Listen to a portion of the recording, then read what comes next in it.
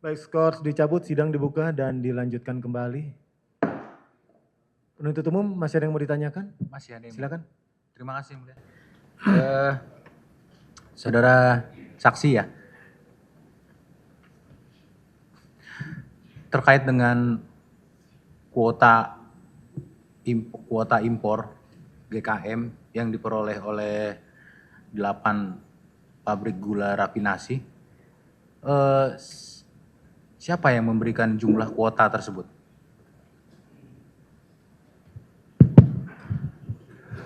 Terima kasih Pak Penuntut. Pertama perlu saya mengkoreksi kata kuota, ya.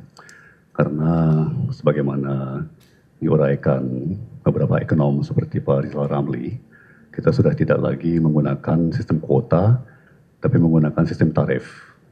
Ya, jadi kita membatasi impor dengan memberlakukan tarif impor tertentu. Ya.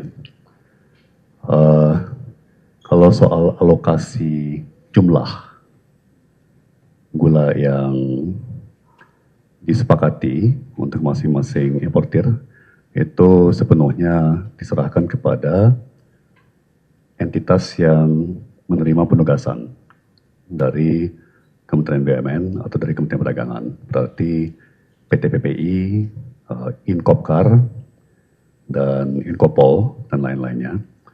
Tentunya sesuai kesepakatan bersama dengan mitra kerjasamanya ya. Berarti menurut saudara jumlah alokasi, ya, kalau alokasi bagi perusahaan swasta tersebut itu adalah kesepakatan pabrik gula swasta dengan PPI atau mitra kerjasama yang lainnya ya, seperti Inkopkar, Inkopol, dan sebagainya. Baik, dalam hal ini kita berbicara tentang PPI Siap. aja. Kalau di luar penugasan, artinya pabrik gula rafinasi itu mendapatkan alokasi impor itu siapa yang menentukan? Begitu. Sesuai permohonan importer yang mengajukan. Jadi importer mengajukan berapa, ya itu yang kita kasih. Ya, maksudnya siapa, pihak mana yang Berarti, memberikan alokasi tersebut? Pemohon yang mengajukan permohonan. Baik. Ini saudara, kami menunjukkan ini adalah salah satu contoh surat dari Kementerian Perindustrian. Dalam hal ini adalah permintaan impor untuk industri. Impornya yaitu GKM. Di sini tertera kebutuhan raw sugar, kekurangan, jumlah rekomendasi. Dengan pertimbangan realisasi impor, realisasi produksi, rencana produksi, nah, pada intinya Kementerian Perindustrian memberikan alokasi sebesar 148. Ini adalah sebagai contoh. Ini adalah salah satu contoh rekomendasi Kemenperin. Apakah saudara mengetahui terkait dengan hal tersebut? Saya mengetahui bahwa Kemenperin tentunya memberikan rekomendasi ya, untuk importasi gula mentah, di mana gula mentah tersebut menjadi bahan baku industri ya, dengan tujuan memasok kepada sektor industri lainnya. Ya.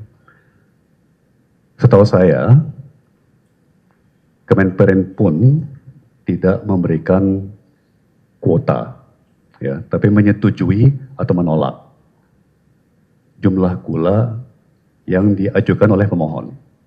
Ya, jadi sekali lagi, jumlah ditentukan oleh pemohon, Kementerian Teknis yang berwenang dapat mengabulkan, menerima permohonan tersebut atau menolak. Ya, tapi setahu saya dalam definisi yang namanya kuota, bukannya ada totalitas volume terbatas yang harus ada menentukan siapa dapat berapa, ya. Setahu saya sistem di Indonesia khususnya terkait gula tidak seperti itu. Baik, kalau kita lihat dari sini kan Kemenperin dapat menghitung,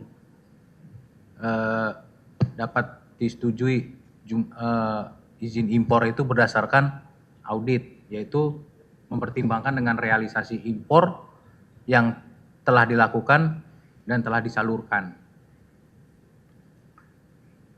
Pertanyaannya, ketika saudara memberikan persetujuan impor terhadap 8 pabrik gula rafinasi tersebut, bagaimana bisa dibagi-bagi itu alokasi ke masing-masing perusahaan tersebut? Sedangkan tidak ada audit dari Kementerian Perindustrian terkait realisasi sebelumnya. Demikian. Siap. Audit oleh Kementerian Perindustrian itu tentunya ada, ya, karena semua pelaku industri gula itu diaudit oleh Kementerian Perindustrian setiap tahun, ya. Dan sejauh yang kami bisa lihat, para industri gula swasta yang ditandatangani kerjasama oleh PPI, semuanya berstatus baik. Maksudnya in good standing, ya, in good standing. Mohon maaf, lampu kameranya Ibu ya.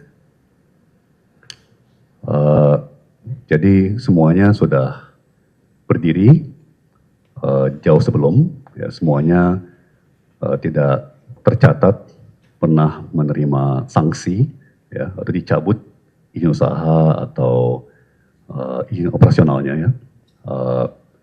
Dan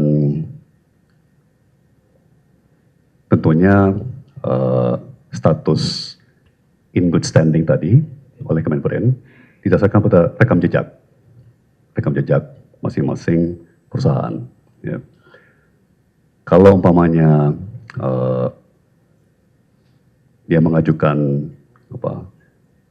permohonan impor 100.000, terus dia hanya merealisasi 20.000, itu tentunya mengurangi kredibilitas perusahaan tersebut, ya. Ya, akurasi forecastingnya ya tidak baik. Tapi kalau permohonan yang diajukan kemudian realisasinya mendekati klop, ya, tidak banyak selisih antara yang dia rencanakan dengan yang dia realisasikan, tentunya dianggap lebih kredibel, ya. Jadi kami justru mengandalkan status perusahaan-perusahaan seperti itu, ya, untuk melihat bahwa mereka layak, ya, untuk diberikan izin impor. Ya, sudah pasti pejabat petugas struktural ngecek, ya, bahwa tidak ada catatan kriminal atau masalah perpajakan, ya kan, saat menerbitkan izin impor kepada perusahaan yang mengajukan permohonan. Baik, terima kasih saksi. Kemudian ada banyak pabrik gula di Indonesia yang dapat melakukan pengolahan gula kristal putih. Terkait dengan 8 pabrik gula rafinasi yang bekerja sama dengan PPI yang akhirnya mendapatkan penugasan, itu siapa yang menentukan pada akhirnya 8 perusahaan itulah yang bekerja sama dengan PPI? Karena seperti kita ketahui ada banyak, di luar itu masih ada lagi. Di luar negeri, di luar perusahaan maksud kami yang ada di Indonesia, yang melakukan pengelolaan itu kan ada 8, seperti Makassar Tene, Medan Sugar, Angel Product. Nah, itu siapa yang menentukan? Akhirnya perusahaan itulah yang bekerja sama dengan PPI. Sebagaimana saya sudah sampaikan sebelumnya, itu sepenuhnya ranah wewenang dan tanggung jawab korporasi, ya, dalam hal ini PT PPI. Ya, itu adalah keputusan manajemen, ya, dan Kementerian Teknis seperti Kementerian Perdagangan tidak boleh intervensi, ya, ke corporate action atau keputusan transaksi komersial yang sifatnya B2B, ya. Kecuali tentunya Kementerian BUMN sebagai regulator harus memastikan bahwa semua kegiatan dilakukan sesuai norma-norma standar good governance, ya, dari segi transparansi, laporan berkala, dan tidak adanya konflik kepentingan misalnya.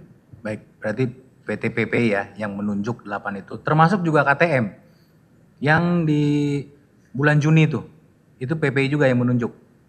Saya kira jelas demikian. Oke. Baik. Saudara sebelumnya apakah saudara mengetahui pernah ada laporan dari PLT Dirjen Daglu almarhum Karyanto Supri yang melaporkan bahwa 8 perusahaan swasta ini telah dilakukan kerjasama, bagaimana itu adalah atas instruksi dari saudara saat itu. Apakah saudara mengetahui terkait laporan tersebut? Dan apakah memang betul itu adalah instruksi dari saudara? Saya pasti menginstruksikan, ya, segenap jajaran saya, ya, termasuk almarhum PLT Dirjen Perdagangan Luar Negeri untuk melaksanakan segala langkah yang harus dilaksanakan, ya, dalam rangka mencapai tujuan kebijakan yang sudah disepakati antara menteri-menteri bidang perekonomian, yang kemudian juga merupakan tindak lanjut dari perintah dan arahan Presiden. Ya. Saya tidak pernah memberikan instruksi spesifik untuk memberikan izin kepada entitas tertentu. Ya. Saya tidak kenal, saya tidak mengetahui siapa pelaku-pelaku industri saat itu. Ya.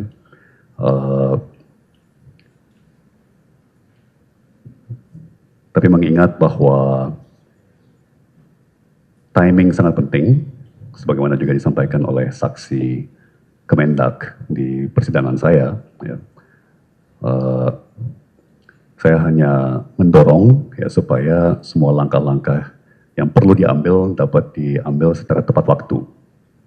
Itu instruksi saya kepada jajaran saya. Saudara tahu ya, Dirjen Daglu pernah membuat nota dinas seperti di layar ini. Betul saudara pernah melihat itu ya? Pernah. Ya. Iya, berarti saudara mengetahui itu? Mengetahui. Mengetahui. Cukup ya? Baik, demikian dari penuntut umum. Selanjutnya silakan dari tim penasihat hukum. Terima kasih Yang Mulia. Saudara saksi Bapak Thomas Dikasih Lembong ya. Baik Pak, tadi Bapak saksi sudah menyampaikan bahwa terkait dengan rakortas yang ingin kami tanyakan, rakortas 28 Desember 2015 Pak ya. Nah, tadi Bapak sampaikan bahwa yang hadir itu direktur ya Pak ya. Nah, itu siapa Pak direkturnya, saksi? Seingat saya Pak Robert Bintario. Robert Bintario ya? Robert Bintario. Baik. Nah, secara ex officio kan Bapak sebagai Menteri Perdagangan Pak, artinya atasan Pak Robert ya. Apakah Pak Robert Bintario menyampaikan hasil dari rakortas tersebut kepada Bapak, kepada saksi? Lazimnya sebagai seorang eselon 2, beliau akan menyampaikan kepada atasannya yaitu eselon 1 yang saat itu dijabat oleh Ibu Sri Agustina, ya, Menteri Dirjen Perdagangan Dalam Negeri, dan kemudian Dirjen akan menyampaikan kepada saya. Tapi mengingat bahwa kondisi harga dan stok pangan saat itu adalah salah satu prioritas utama Presiden, tentunya jajaran saya, para Dirjen, para eselon 1, menyampaikan berbagai hasil diskusi seperti rakortas kepada saya dengan segera. Baik, berarti Bapak saksi tidak hadir, tapi secara ex officio mengetahui ya Pak ya? Saksi Sepenuhnya ya? mengetahui. Ya, pembahasannya apa yang dibahas oleh di dalam rakortas itu yang dilaporkan kepada saksi? Saya tidak ingat spesifik ya, karena ini kejadian 9 tahun yang lalu. Ya. Saya baru saat membaca lagi, ya, saat pemeriksaan dan dalam proses hukum yang sekarang kita jalankan, risalah tersebut. Ya. Tapi saya ingat bahwa diskusi laporan dari jajaran saya terkait semua urusan pangan itu reguler, minimum 2 kali sebulan, mungkin bahkan setiap minggu, ya, sehingga hampir pasti hal-hal penting, ya, hal utama dalam Rakortas baik 28 Desember maupun 7 Desember 2015 itu terlaporkan kepada saya. Baik, yang dibahas itu pada saat pembahasan di Rakortas 28 Desember 2015 itu adalah mengenai impor gula. Itu impor GKM atau impor GKP oleh kementerian, Pak Saksi? Baik, risalah jelas menunjukkan bahwa peserta rapat Rakortas menghimbau agar importasi gula dilakukan melalui importasi gula mentah, ya, jangan melalui importasi gula putih, ya. Karena Rakortas menilai, ya, bahwa importasi gula mentah memberikan nilai tambah lebih besar bagi industri dalam negeri. Ya, itu diungkapkan baik oleh Menteri Pertanian maupun oleh Deputi Menko bidang pangan. Ya, jadi yang dihimbau waktu itu adalah agar kita memenuhi kebutuhan gula nasional yang tidak ada cara lain, hanya dapat dipenuhi melalui importasi gula mentah. Baik, yang tadi saudara saksi menyampaikan bahwa diperlukannya adalah impor gula mentah. Nah, untuk memberikan nilai tambah, bisa saudara saksi jelaskan yang dimaksud dengan memberikan nilai tambah itu seperti apa? Siap. Gula mentah itu tentunya merupakan sebuah bahan baku industri, ya. Dan bahan baku itu akan diolah melalui proses yang cukup padat energi, ya. Dalam hal ini gula, tentunya melalui sebuah proses dimasak, ya, dengan suhu yang tinggi, temperatur yang tinggi, ditambah lagi dengan berbagai proses kimia dan proses mekanisme permesinan untuk pemurnian dan kristalisasi, ya. Dan itu semuanya tentunya memberikan margin pengolahan bagi industri pengolahan, ya.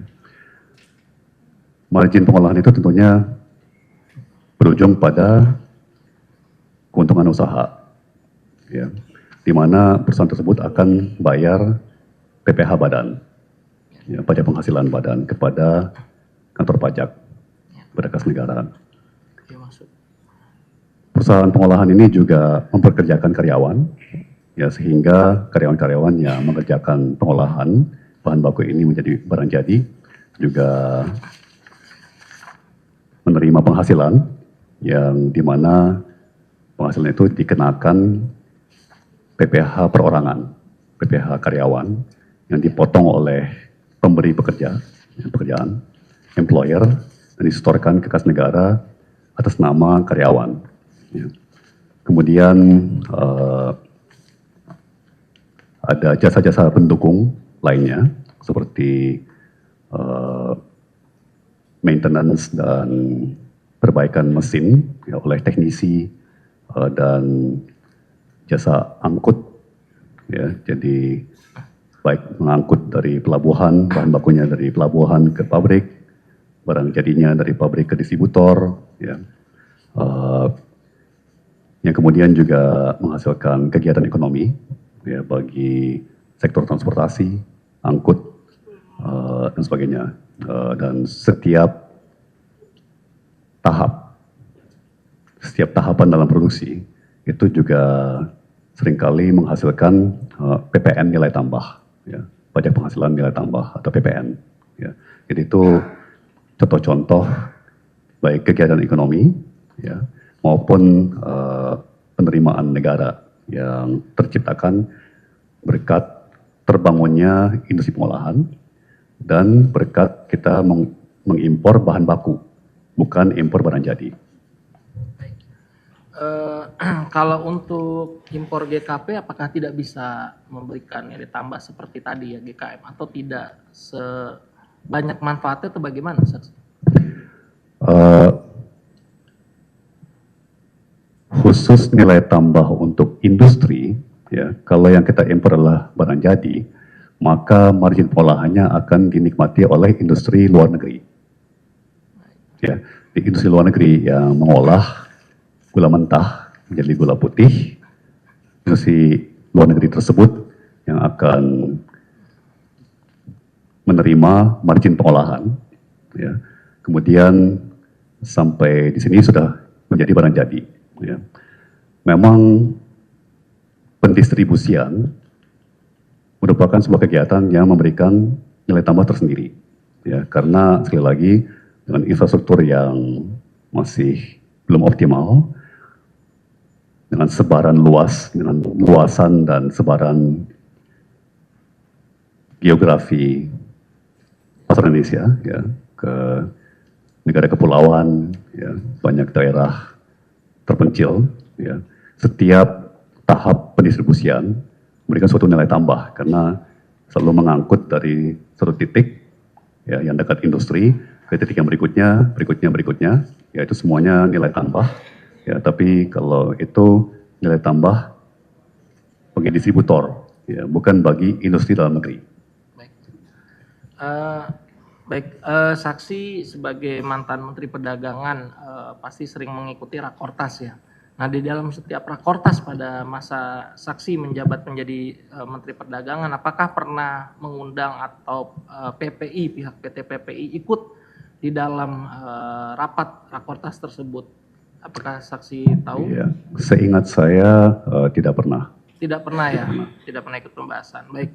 Nah, terkait dengan surat penugasan 12 Januari 2016, di mana Saksi di sini yang menandatangani sebagai Menteri Perdagangan, di sini merujuk pada Rakortas 28 Desember 2015 akan terjadi kekurangan gula sebesar 200.000 ton. Nah, apakah di dalam Rakortas 28 Desember 2015 ini berarti benar ya menugaskan PT PPI sebagai BUMN untuk melakukan penugasan impor gula dalam rangka stabilisasi harga gula? Betul. Benar. Baik. Kami meneruskan penugasan PT PPI yang sudah dilakukan oleh Menteri Perdagangan pendahulu saya, Pak Rahmat Gobel, bersama-sama dengan Menteri BUMN. Ya. Tapi karena Rakortas 7 Desember dan Rakortas 28 Desember menyebutkan bahwa tidak ada cara lain untuk memenuhi selisih, ya, atau gap, kekurangan kebutuhan gula nasional kecuali melalui impor, maka kami membuka ruang untuk PT PPI bekerja sama dengan pihak mana saja, ya, apakah BUMN maupun swasta yang dapat memasok gula putih, ya, termasuk yang mengolah gula mentah menjadi gula putih. Baik. Saksi, lanjut mengenai surat penugasan nomor 51 tanggal 12 Januari 2016. Di sini saksi yang menandatangani, kami ingin menanyakan mengenai maksud dari surat di angka 2 ya.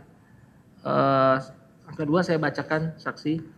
Kenaikan harga ini dikhawatirkan akan berlanjut menjelang musim giling pada Mei 2016 hingga diperkirakan pada Januari sampai dengan Mei 2016 sesuai hasil Rakortas tanggal 28 Desember 2015 akan terjadi kekurangan stok gula sebesar kurang lebih 200.000 ton. Pertanyaannya, bisa saudara saksi jelaskan maksud dari kalimat ini di dalam surat penugasan? Baik. Jadi Rakortas membahas ya bahwa stok gula di akhir tahun 2015, berarti di awal tahun 2016 itu adalah sebesar 840.000 ton. Ya. Sementara Rakortas juga membahas bahwa estimasi perkiraan kebutuhan gula nasional setiap bulan atau konsumsi gula nasional setiap bulan itu 220.000 ton per bulan. Ya. Tentunya kalau kita hanya mengandalkan stok awal tahun, ya, sebesar 850.000 ton, maka stok tersebut akan habis sebelum akhir April. Ya, karena sampai antara awal tahun sampai akhir April itu 4 bulan, ya, dikali 220.000 ton per bulan itu 880.000 ton, ya, melebihi stok gula nasional yang diperkirakan 840.000 ton. Ya. Itu sampai akhir April. Sementara Rakortas juga membahas bahwa musim giling itu baru mulai ya di bulan Mei dan justru belum optimal, ya masih baru mulai, ya baru mulai secara bertahap, dikit-dikit di bulan Mei dan sebetulnya baru mulai produksi yang signifikan di bulan Juni. Ya. Nah sampai bulan Mei minus 40.000 ditambah konsumsi 210.000 ton per bulan, ini menjadi 260.000 ton. Ya. Dan kita tidak mungkin membiarkan stok gula nasional mencapai tingkat minus 260.000 ton. Ya. Nah, yang dimaksud oleh Rakortas dengan mengatakan bahwa akan terjadi kekurangan 2.000 ton adalah stok negatif. Ya, stok negatif sebesar minus 260.000 ton, ya. Tapi mungkin di bulan Mei ada sedikit produksi karena sudah mulai, mungkin berapa puluh ribu ton, ya. Jadi di kisaran minus 200.000 ton adalah tingkat stok gula nasional yang akan terjadi. Ya. Nah, pertama kita tentunya harus menjaga stok nasional. Ya, nggak mungkin stok gula nasional dibiarkan untuk mencapai tingkat nol, apalagi minus. Ya. Restoran saja tidak mungkin beroperasi dengan stok nol, katakan minyak goreng, ya, atau garam, atau apapun bahan baku, tidak mungkin dia puas atau stabil beroperasi dengan stok nol bahan baku mana saja. Ya. Apalagi negara. Ya. Jadi kita harus mempertahankan stok gula nasional. Bahkan di Rakortas tersebut juga menyebut sebetulnya tingkat stok gula nasional yang ideal, yang optimal, itu lebih di kisaran 1,1 juta ton, bukan 850.000 ton. Ya, bahkan di Rakortas di bulan April dan Mei, itu angka-angka yang lebih up to date, ya, lebih baru, ya, menunjukkan bahwa stok gula awal tahun sebenarnya lebih mendekati 800.000 ton. Bukan 850.000 ton. Ya. Jadi kita harus menjaga stok, bahkan meningkatkan stok dari 800.000 atau 850.000 ke 1,1 juta ton, sambil juga mengisi setiap bulan, ya, di mana tidak ada produksi gula dalam negeri, ya. Sementara tentunya konsumsi gula dalam negeri jalan terus, ya. Dan itu sudah kita hitung merupakan 1,1 juta ton antara Januari sampai Mei. Ditambah lagi dengan upaya untuk meningkatkan stok gula nasional dari 850.000 menjadi 1,1 juta ton, itu menambah lagi 260.000 ton, ya. Sehingga yang harusnya diimpor itu 1,36 juta ton. Baik. Saksi, di poin nomor 3 disebutkan bahwa di dalam surat penugasan yang saudara saksi tanda tangan, saya bacakan, untuk itu agar perusahaan saudara dapat bekerja sama dengan produsen gula dalam negeri yang dapat memasok gula dan atau industri yang dapat mengolah gula mentah impor menjadi gula konsumsi dalam rangka stabilisasi harga maupun pembentukan stok gula di dalam negeri. Nah, pertanyaannya, jelaskan maksud dari poin 3 di dalam surat penugasan tersebut, saksi. Jadi kami meminta PT PPI bekerja sama dengan siapa saja, ya, yang dapat memasok gula putih saat itu. Ya. apakah itu BUMN, apakah itu industri gula swasta, ya, dan lain-lain. Tentunya sebagai pengetahuan dasar, kita semuanya mengetahui bahwa saat itu Indonesia sedang di luar musim giling. Ya. Namun demikian, tidak ada siapapun yang membatalkan penugasan PPI untuk bekerja sama dengan para PTPN dan RNI. Ya, jadi andai kata misalnya ada stok gula di RNI atau para PTPN yang tersisa, tidak terjual, ya, tidak ada pembatasan atau larangan untuk PPI mengambil stok tersebut. Ya. Tapi kita semua tahu bahwa mengingat tidak ada produksi gula dalam negeri, ya, dan bahkan upaya PPI sebelumnya untuk mengadakan gula dari PTPN dan RNI tidak berhasil, ya, hasilnya jauh di bawah target, ya, dapat diasumsikan bahwa hampir pasti PPI akan bekerja sama dengan industri gula swasta yang dapat mengimpor gula mentah untuk diolah menjadi gula putih. Baik, dengan berarti boleh ya PT PPI sebagai BUMN bekerja sama dengan produsen gula swasta ya dari sisi Kementerian Perdagangan. Karena itu terbitlah persetujuan impor seperti itu.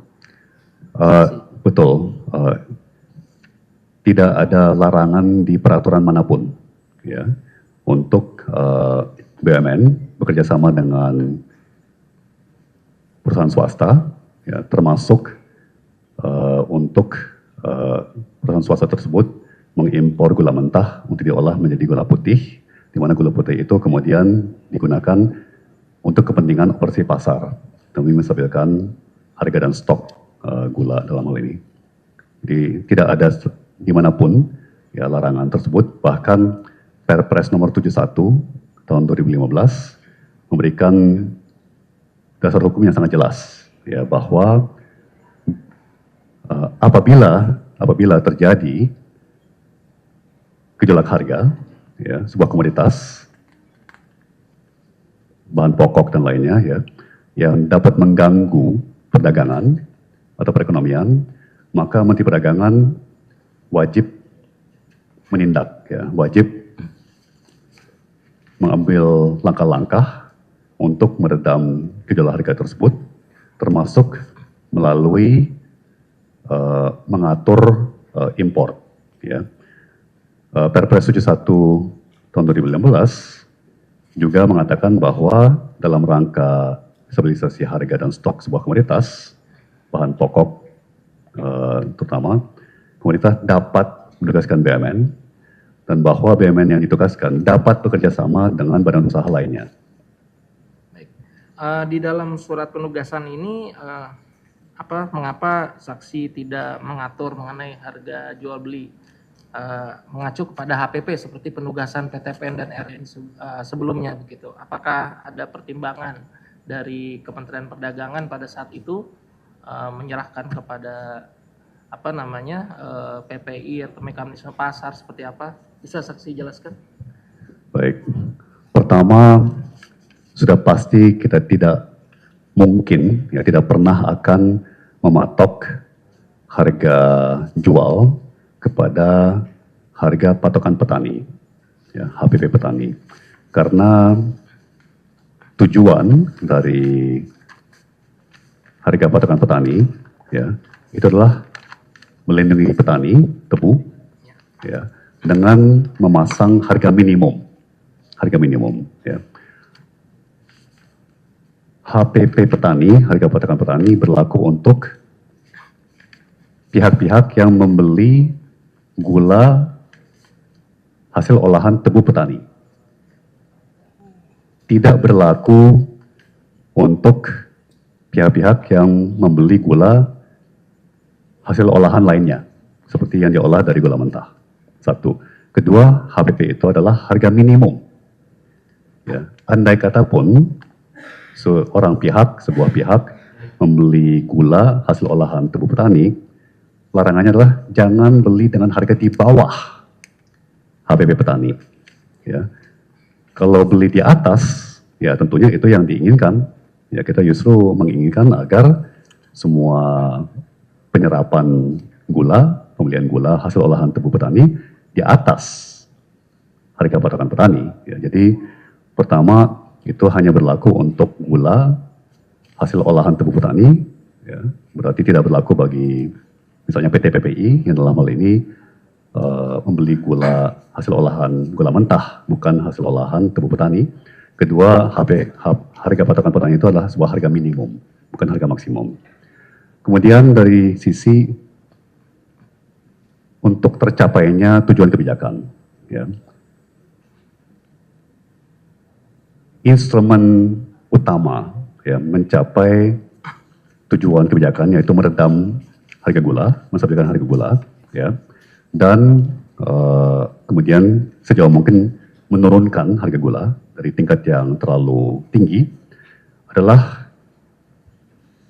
memastikan stok yang mencukupi, ya, dan bahkan kalau bisa stok yang melimpah, ya, karena merupakan hukum pasar, ya, kita istilahnya hukum pasar, ya. Kalau harga itu tinggi itu pasti karena stok kurang, ya. Stok bisa di tingkat nasional, bisa di tingkat regional seperti provinsi, bisa juga di tingkat kota madya atau kabupaten atau pedesaan, ya. Jadi ada dua faktor, satu tingkat stok gula nasional, dua tingkat stok gula di lokasi-lokasi yang tersebar di Indonesia, ya. Jadi satu adalah mengenai kecukupan stok nasional, kedua adalah mengenai pemerataan stok nasional, ya. Jadi sebagai pembuat kebijakan kita harus pertama memastikan bahwa stok gula di tingkat nasional itu ada. Kalau stok gula di tingkat nasional aja nggak ada, apa yang mau diratakan, apa yang mau dilakukan pemerataan, apa yang mau didistribusikan ke daerah-daerah supaya stok itu merata, bahkan ke daerah-daerah di mana terjadi kelangkaan stok, dengan demikian harga sangat tinggi, ya. Pertama kita harus pastikan bahwa ketersediaan atau stok gula nasional itu ada, ya, dalam jumlah yang mencukupi untuk didistribusikan ke daerah-daerah. Terus kedua kita harus pastikan bahwa stok gula itu nyampe, ya, mencapai tujuan sampai ke daerah-daerah, ya. Kalau itu tercapai, hukum pasar mengatakan bahwa pasti harga turun, ya, pasti harga pertama mulai stabil, kedua harga akan turun kalau kebutuhan konsumsi konstan, ya, stabil, sementara stok naik terus, ya. Itu psikologi pasar, itu yang dikenal sebagai hukum pasar. Jadi kami harus memantau, ya, tren harga, lebih penting daripada tingkat harga, karena tingkat harga itu bisa bervariasi. Sekali lagi, tingkat harga di Papua sudah pasti akan lebih tinggi daripada tingkat harga di Jawa, sudah pasti, ya. Tingkat harga di pedesaan pasti akan lebih tinggi daripada tingkat harga di perkotaan, ya. Tapi yang harus kita pantau adalah tren harga, apakah tren harganya cenderung naik, dan naiknya apakah sangat pesat atau naiknya pelan-pelan, ya. Kemudian juga kalau umpamanya pasokan berlebihan, ya, melimpah sampai orang panik, ya, jual karena takut harga turun terus, ya. Itu juga harus kita pantau, ya. Harga turun, apakah harga turun pelan-pelan atau harga anjlok, ya. Jangan sampai harga anjlok juga, ya. Jadi kita harus perhatikan baik kenaikan maupun penurunan harga, ya, supaya sejauh mungkin tidak drastis, ya.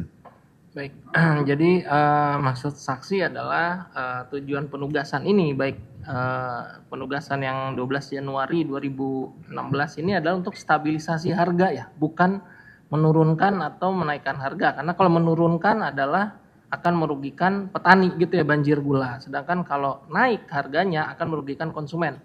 Seperti itu, ya. Karena tujuan pemerintah adalah stabilisasi harga gula dan cadangan stok, ya. Betul, jadi tujuan utama pemerintah adalah menstabilkan harga gula, ya. Tapi kemudian karena harga gula sudah naik begitu banyak sepanjang 2015 dan 2016, ya, sebenarnya kita juga mau harga gulanya turun. Tapi tentunya kita tidak mau harga gula itu anjlok, ya. Kalau harga gula turun, itu tidak akan merugikan petani selama harga lelang petani tidak terdampak terlalu negatif, ya. Karena korelasinya tidak 1:1, ya.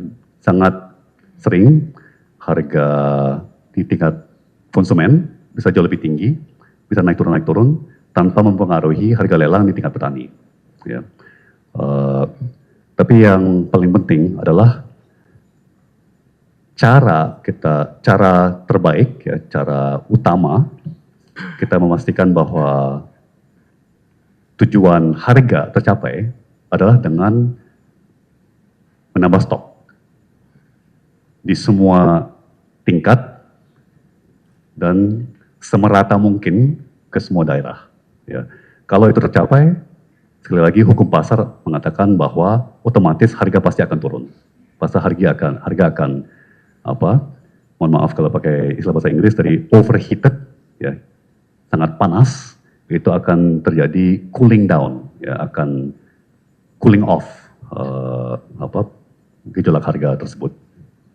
Baik, berarti jadi saksi yang tadi saksi jelaskan tujuannya adalah cadangan stok untuk impor gula, ya. Jadi tidak harus selalu operasi pasar. Ketika harga gula tinggi, baru cadangan stoknya digunakan untuk intervensi. Seperti itu oleh pemerintah, benar saksi? Betul. Kalau kita lihat dari sekuensi tindakan kebijakan atau sekuensi daripada instrumen kebijakan, tentunya pertama barangnya harus di stok dulu, ya, seperti stok gudang amunisi. Amunisinya harus ada dulu, ya. Mohon maaf ini sedikit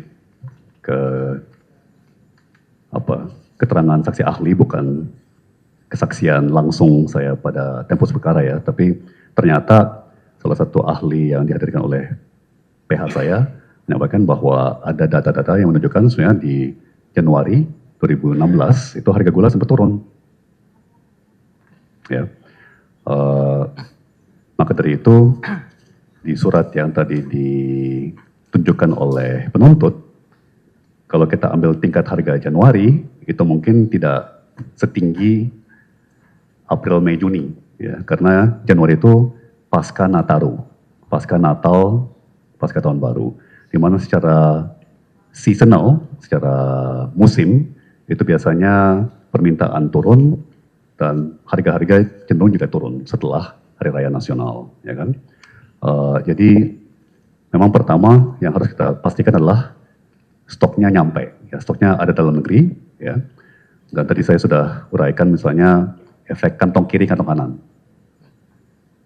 Ya, kalau terus terang kalau PT PPI hanya membeli gula dari PTPN dan RNI, itu tidak menambah stok gula nasional, ya, karena itu memindahkan stok dari dalam negeri ke dalam negeri.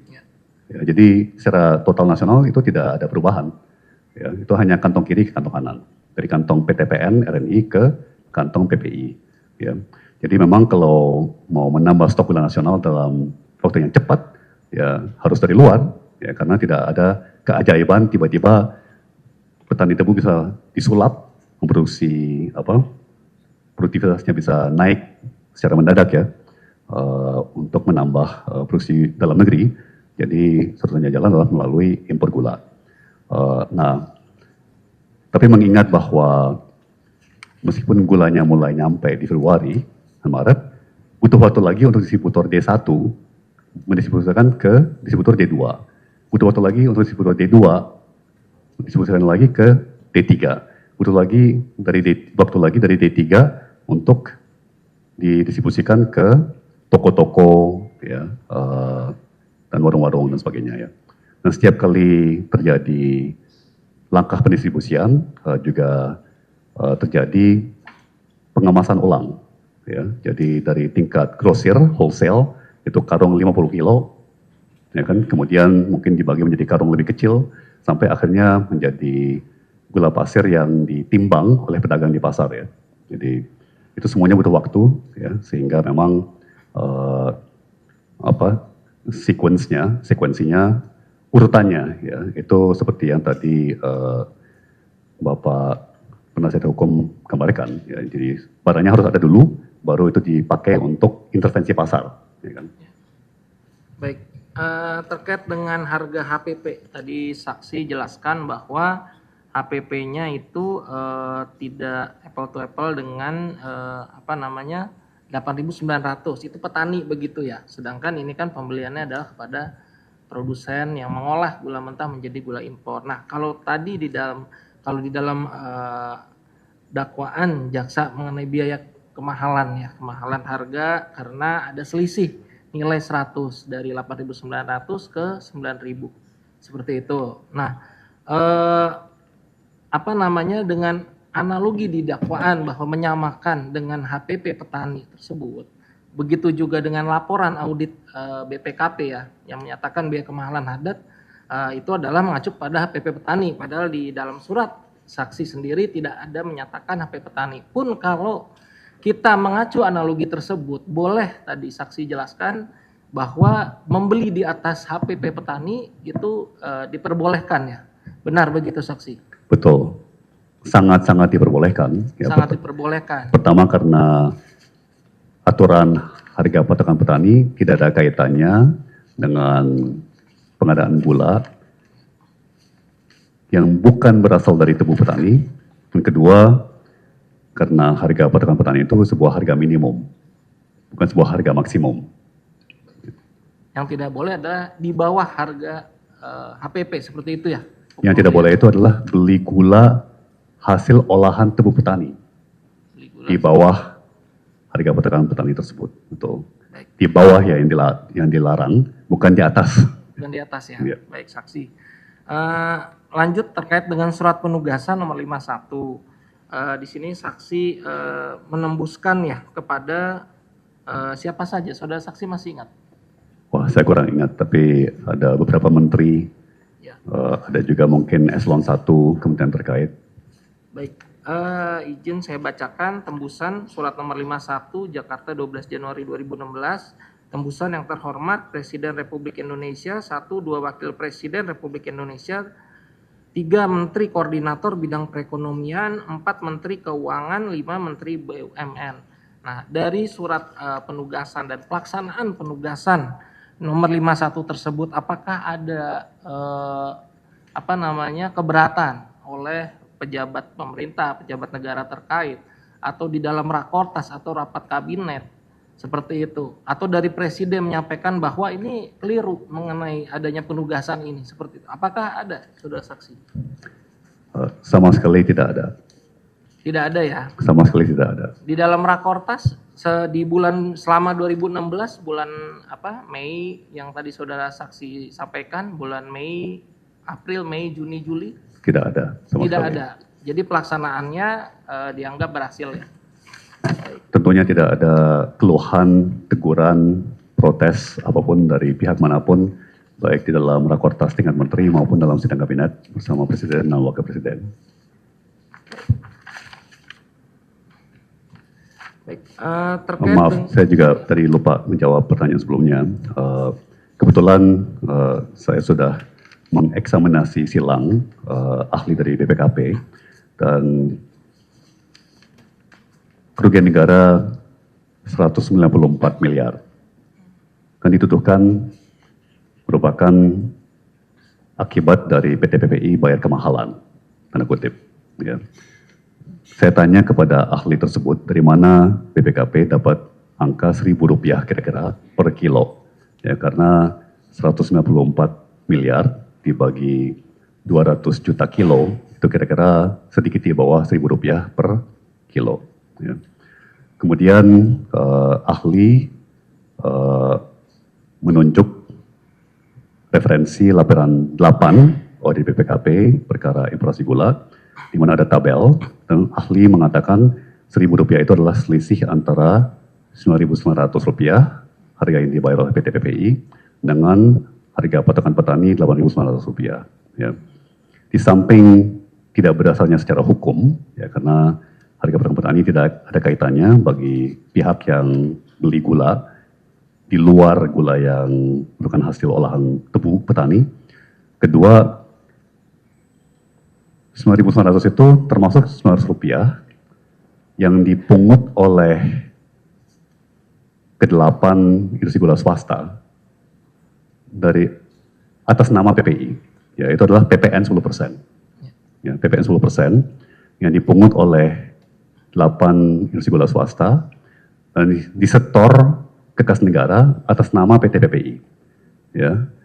Dan saya bertanya kepada ahli BPKP bagaimana PPN 10% yang disetor oleh yang dipungut ya oleh ke-8 industri gula swasta dan disetorkan ke kas negara atas nama PT PPI bisa dikategorikan sebagai bagian dari kerugian negara, padahal uang itu masuk ke kas negara.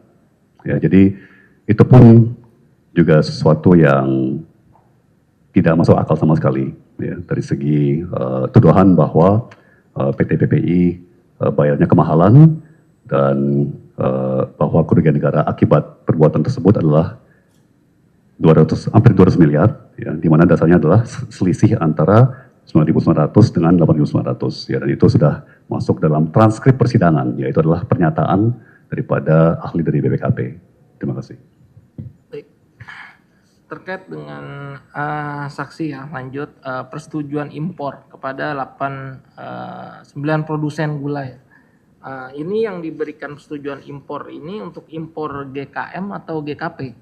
Menegaskan lagi. Semuanya adalah izin impor untuk impor gula mentah GKM.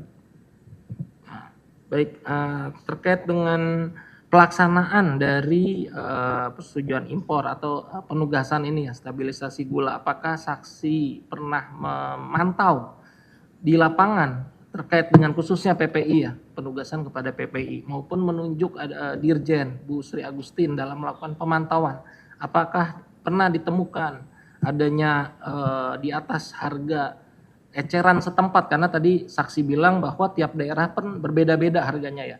Yang ditugaskan adalah di bawah harga eceran setempat. Nah, apakah hasil dari pemantauan di lapangan oleh pihak Kementerian Perdagangan ada menemukan adanya penyimpangan bahwa harga di atas harga eceran setempat yang dilakukan oleh PPI? Memang merupakan bagian dari tugas dan tanggung jawab Kementerian Perdagangan untuk melakukan pemantauan, ya, monitoring sampai ke daerah, ya, ke lapangan, sampai ke daerah-daerah, sejauh anggaran Kementerian Perdagangan memungkinkan. Ya, tentunya anggaran Kementerian Perdagangan tidak tanpa batas, ya. Kami juga punya keterbatasan anggaran, ya. Tapi dengan spot check, ya, dengan random check, tentunya bisa mendapat sebuah gambaran mengenai tren stok dan harga nasional. Ya. Itu adalah tugas, kewajiban, tupoksi pejabat dan petugas struktural Kemendak. Tentunya laporan itu disampaikan kepada saya sebagai menteri, sebagai atasan mereka. Saya tidak pernah ingat bahwa ada laporan yang menyatakan ada pelanggaran-pelanggaran atau penyimpangan-penyimpangan ya oleh PT PPI dalam melaksanakan penugasannya. Ya. Baik. Ya. Izin yang mulia saya bacakan mengenai surat penugasan ketiga kepada PPI Jakarta 31 Mei 2015 dari Kementerian Perdagangan kepada PPI. Ini surat ditandatangani benar ya oleh saksi Bapak Thomas Dikasih Lembong. Nah, di sini poin pertama bahwa hasil evaluasi menunjukkan PT PPI telah menjalankan tugas operasi pasar dengan baik dalam rangka membantu stabilisasi harga gula. Benar ya, suratnya seperti ini. Baik, berarti sejalan dengan transaksi ya. Baik, lanjut, apakah saksi pernah menerbitkan atau mengeluarkan surat mengenai surat nomor 181 mengenai pendistribusian gula PT PPI Jakarta 10 Februari 2016? Benar? Betul. Nah, apakah benar di dalam surat tersebut merupakan izin kepada PPI untuk dapat melakukan kerjasama distribusi yang tadi saksi sampaikan bahwa D1, D2, dan D3 adalah untuk mempercepat proses distribusi. Yang penting tujuannya adalah menjual di bawah, melakukan operasi pasar di bawah harga eceran setempat. seperti apa? Saudara saksi bisa jelaskan? Terima kasih. Mohon izin sebelum saya menjawab pertanyaan itu ya, saya hanya mau menambahkan pada jawaban saya terhadap pertanyaan sebelumnya, ya, yaitu surat saya yang mengatakan bahwa PT PPI telah melaksanakan dengan baik penugasannya. Saya hanya mau menambahkan bahwa saya ingat sekali bahwa saat itu saya sangat merasa bersyukur, berterima kasih, ya, bahwa PT PPI dengan kerja kerasnya, ya, dengan pendekatan solutif dapat menjalankan tugas itu dengan baik, ya, karena tentunya PT PPI adalah salah satu penerima penugasan yang terbesar, ya, dari berbagai penugasan yang kami berikan, termasuk Inkopkar, Inkopol, ya, salah satu yang terbesar tentunya adalah kepada PT PPI, ya, dan saya masih ingat merasa lega dan bersyukur, ya, bahwa manajemen PPI berhasil untuk deliver, ya, berhasil melaksanakan penugasan yang diberikan. Ya. Kemudian kepada pertanyaan Bapak Penasihat Hukum, ya, mengenai surat saya yang Februari,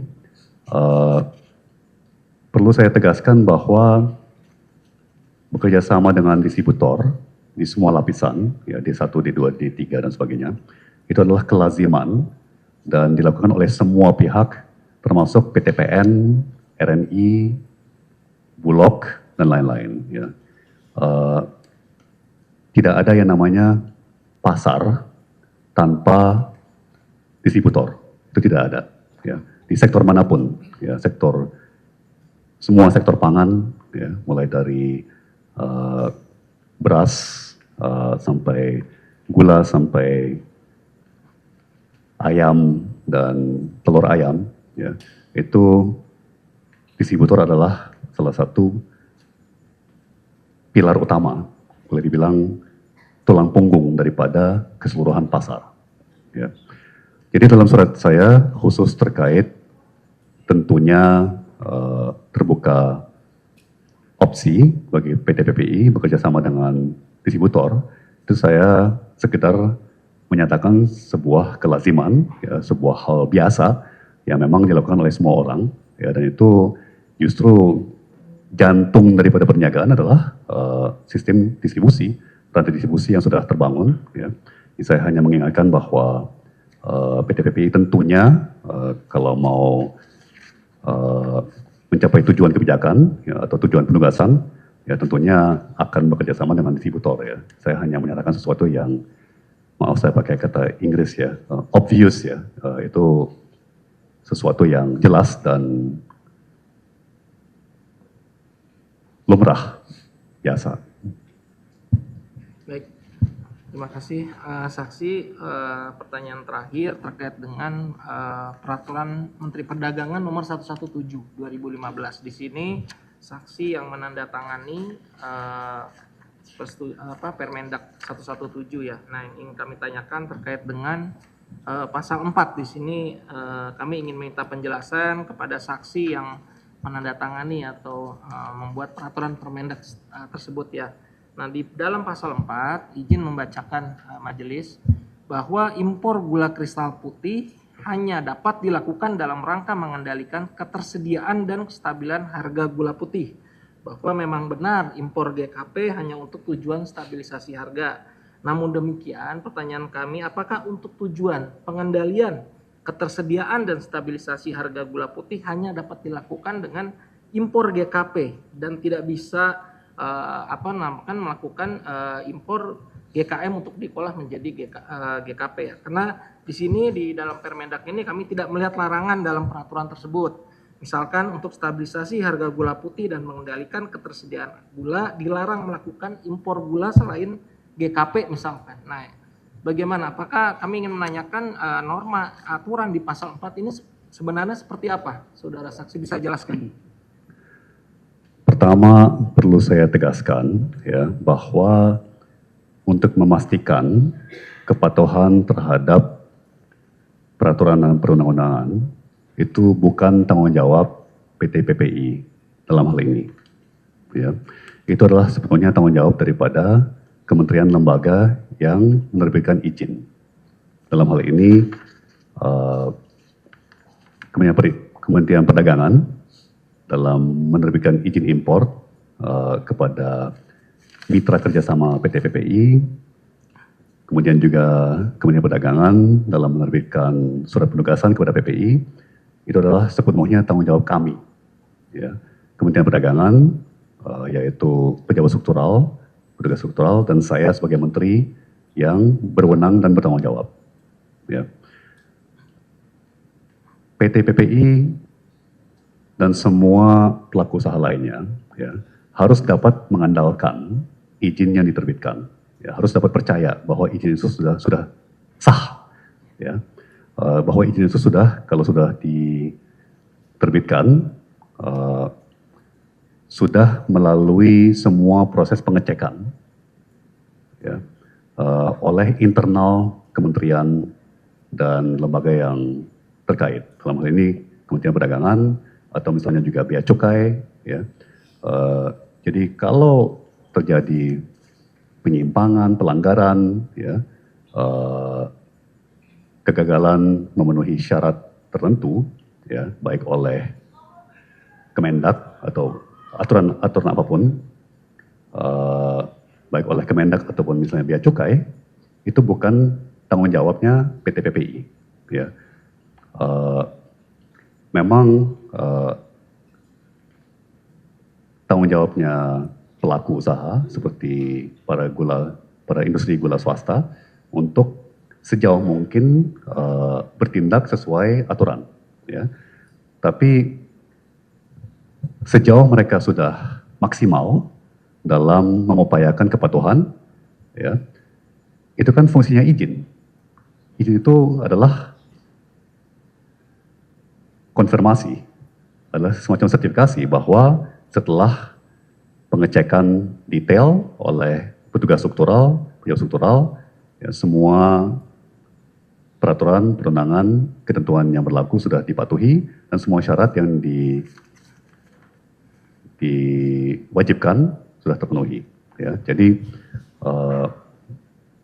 apakah kegiatan yang ditugaskan kepada PPI itu sesuai atau tidak sesuai peraturan, itu tugas Kementerian Perdagangan untuk menerapkannya, ya. Dan untuk menolak menerbitkan izin impor misalnya, atau membatalkan penugasan kepada PT PPI. Ya. Demikian juga misalnya kewajiban adanya rakortas, ya, sebagai dasar kebijakan yang kami ambil. Itu sama sekali bukan tanggung jawabnya PT PPI, apalagi tanggung jawabnya industri gula swasta. Ya. Itu juga sepenuhnya menjadi kewajiban pejabat dan petugas struktural kementerian terkait, lembaga terkait, dalam hal ini Kementerian Perdagangan dan juga kementerian teknis lainnya seperti Kementerian Perindustrian, BKPM selaku penerbit daripada izin usaha, ya, kepada badan-badan usaha yang terkait dalam rangka penugasan dan upaya stabilisasi harga dan stok gula nasional, ya. Saya perlu tegaskan itu. Nah, khusus Permendak 117, ya. Pasal 4 itu jelas mengatakan bahwa gula putih itu hanya boleh diimpor dalam rangka atau sebagai instrumen kebijakan untuk menstabilkan harga dan stok gula nasional. Ya. Pasal 4 itu tidak mengatakan bahwa dalam rangka menstabilkan harga dan stok gula nasional yang boleh dilakukan itu hanya impor gula putih. Ya, jadi sangat jelas bahwa Kejaksaan memutarbalikkan, ya, pasal 4 daripada Permendak 117, ya, yang mengatakan bahwa gula putih menstabilkan harga dan stok gula nasional. Ya, bukan mengatakan dalam rangka menstabilkan harga dan stok gula nasional, ya, itu hanya boleh dilakukan melalui impor gula putih. Ya. Saya analogikan, bayangkan ada aturan bahwa operasi jantung hanya boleh dilakukan untuk menyembuhkan penyakit jantung. Kemudian diputar balik untuk dikatakan dalam rangka menyembuhkan penyakit jantung hanya boleh melalui operasi jantung. Jadi tidak boleh melalui obat kolesterol, tidak boleh melalui perubahan diet, ya, tidak boleh melalui olahraga atau cara-cara lain. Itu kan sesuatu yang sangat konyol, ya. Jadi pertama dapat saya benarkan bahwa pasal 4 itu adalah pembatasan impor gula putih, ya, bukan pembatasan ataupun apalagi larangan terhadap semua jenis gula lainnya. Ya. Kedua, dapat saya benarkan bahwa baik di Permendag 117 ya, maupun semua peraturan terkait lainnya seperti Perpres 71 2015 dan peraturan pemerintah undang-undang mengenai perdagangan dan bahan pokok barang penting, tidak ada sama sekali larangan untuk mengimpor gula mentah untuk diolah menjadi gula putih, di mana gula putih itu kemudian menjadi instrumen kebijakan untuk kita meredam gejolak harga gula. Baik, terima kasih saksi. Kenapa kami tanyakan itu karena saksi adalah yang membuat Permendag tersebut, yang menandatangani, sehingga maksud dari Permendag tersebut kami tanyakan kepada saksi ya, begitu, agar tidak menimbulkan multitafsir dan seperti seperti selama ini yang didakwa oleh jaksa adalah seperti impor GKP hanya untuk ketersediaan gula. Jadi satu-satunya. Nah, tadi keterangan saudara saksi bahwa ternyata pasal 4 ini adalah norma terbuka untuk ketersediaan dan kestabilan harga gula putih, bukan impor GKP satu-satunya. Jadi bisa impor gula jenis lain ya, baik itu gula mentah maupun gula rafinasi. Betul sekali, betul sekali. Jadi pasal 4 itu membatasi dan melarang impor gula putih, ya, dan tidak mengatakan apapun juga mengenai semua jenis-jenis gula yang lainnya. Baik, cukup? Penasihat hukum?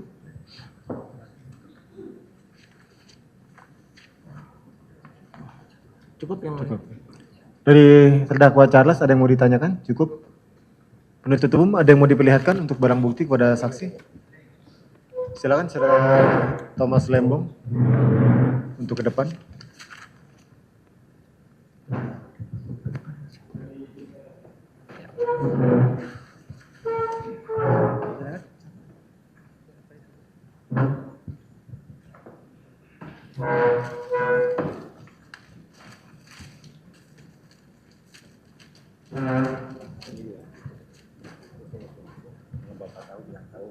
Siap. Risalah rapor Selasa 12 Mei 2015. Siapa tahu? Tahu, tapi tidak pegang kopinya. Ya.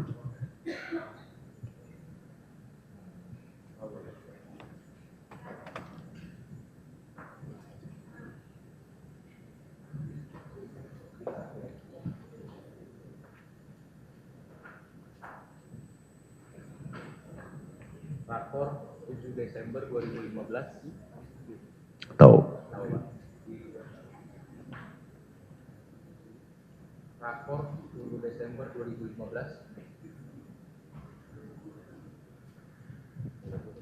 Boleh lihat semua.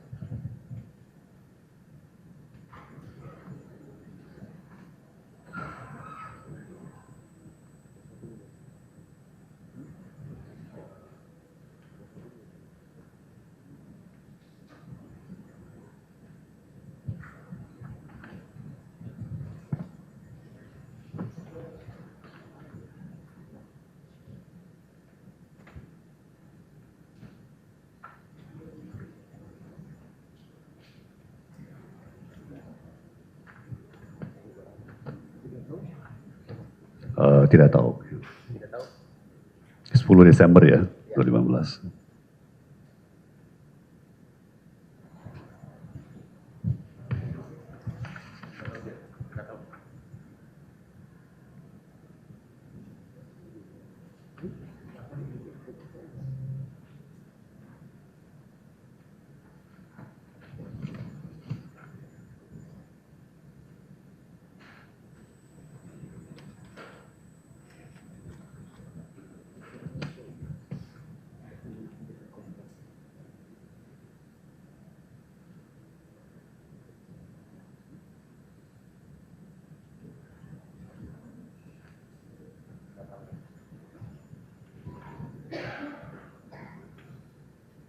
Risalah rapat koordinasi Senin 28 Desember 2015. Tahu. Risalah rapat koordinasi 29 April 2016. Tahu. Risalah rapor 26 Juli 2016.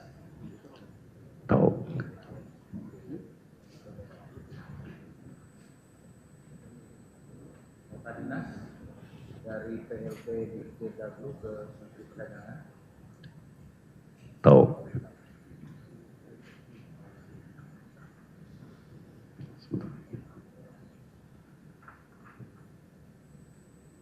Ini 181 pendistribusian gula PT PPI. Iya.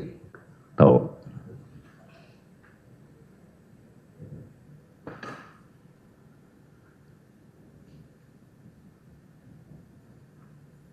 Ini tahu.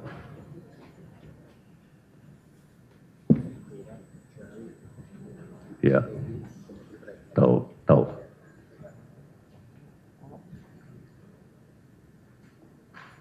Penugasan PT PPI. Tahu. Ini surat dari Menteri BUMN. Tahu. Tanggal Juni ya. Surat dari Menteri BUMN kerjasama PT PPI. Tahu. Sorry, lihat.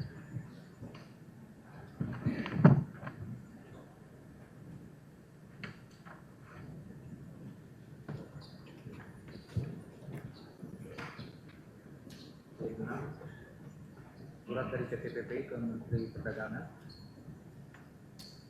Permohonan importasi.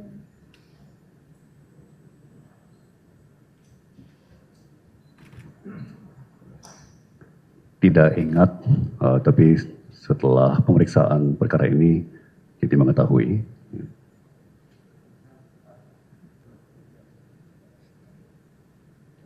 Surat dari PT PPI Menteri Perdagangan.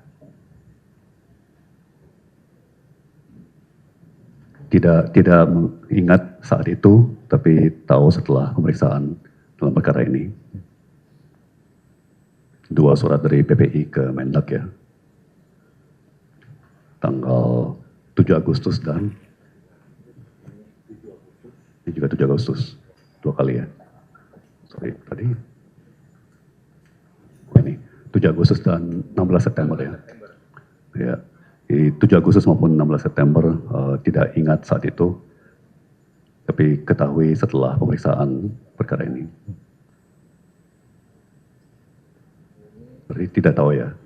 Nah, yang tadi PPI kalau saat itu tidak ingat, berarti tidak tahu ya. Yang 7 Agustus maupun yang September. Ya. Penugasan PT PPI. Ya, tahu.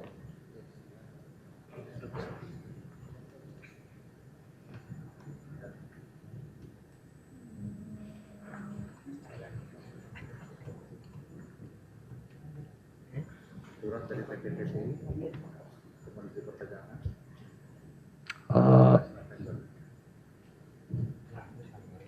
Tidak ingat berarti tidak tahu.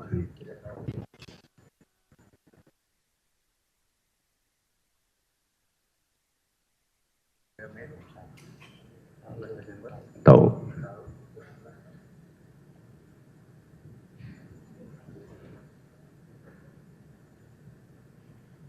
D12 surat dari Menteri BUMN S888. Iya, tahu. Tahu. 51 penugasan. Iya, tahu. PT PPI ke Menteri Perdagangan. Tidak ingat. Tidak ingat. Iya.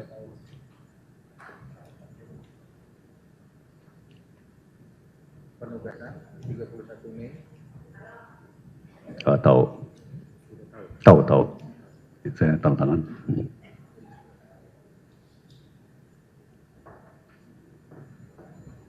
Surat PT PPI. Tidak ingat.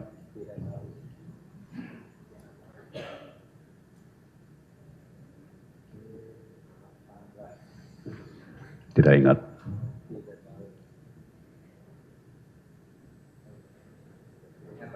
Tidak ingat.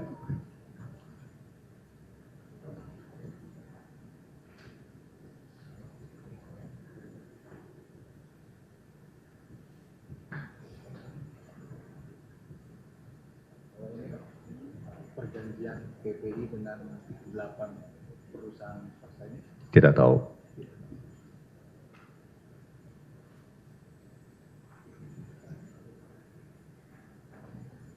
Ini PI Pak, PI untuk PT Andalan Kumindo. Bersama dengan PT. Iya, tidak tahu. Tidak tahu Pak. Ini ada tembusannya waktu itu. Iya, saya tidak ingat. PI PT Medan Sugar Industri kerjasama dengan PT PPI. Tidak ingat. PI PT Sentra Usaha Tanajaya kerjasama dengan PT PPI. Tidak ingat, tidak tahu.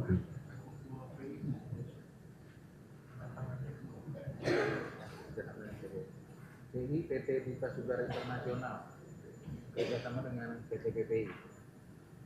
Tidak ingat, tidak tahu. PI PT Kebun Tebu Mas 14 Juni. Ya, itu tangan saya. Ya, tahu. Ya.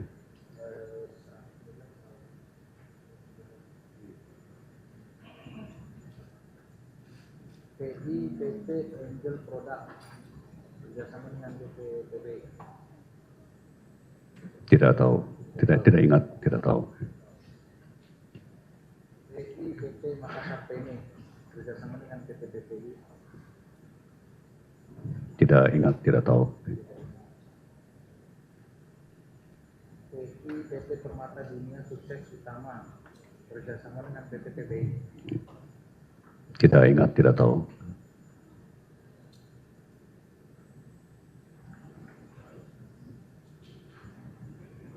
PI PT Berkah Manis Makmur kerjasama dengan PT PPI. Tidak ingat, tidak tahu.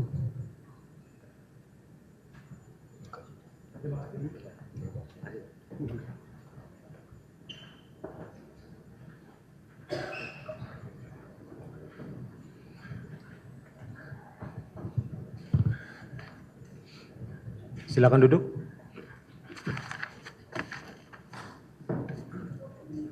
Baik, demikian untuk pemeriksaan saksi atas nama Saudara Thomas Tirikasih Lembong. Kami rasa cukup. Terima kasih atas segala keterangannya. Saudara saksi boleh ke belakang, boleh meninggalkan ruangan. Terima kasih Yang Mulia.